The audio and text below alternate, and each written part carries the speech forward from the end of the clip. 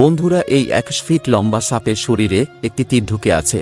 তাই সে একটি ছেলের সামনে আসে, কিন্তু ছেলেটি ভয় পায় না, বরং সাপটির মাথায় হাত রেখে তাকে শান্ত করতে থাকে। তারপর সাবধানে সাপটিকে মাটিতে শুইয়ে দেয় এবং তার শরীর থেকে তীরটি বের করে নেয়।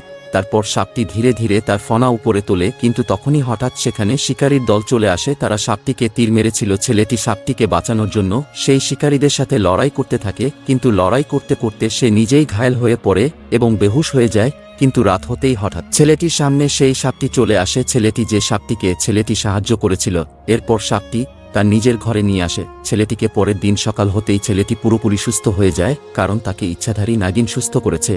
ছেলেটিকে ইচ্ছাধারী নাগিন মেয়েটাকে প্রথম দেখাতেই ভালোবেসে ফেলে, কিন্তু ছেলেটি এখনও এটা জানেন না যে এটি আসলে একজন ইচ্ছাধারী নাগিন। তারপর ছেলেটি তাকে বিয়ে করে এবং তার সাথে তার মহলে নিয়ে আসে। বন্ধুরা, পার্ট 2 দেখার জন্য ভিডিওটাকে লাইক করে চ্যানেলটাকে সাবস্ক্রাইব করে নাও আর কমেন্টে পার্ট 2 লিখে দাও।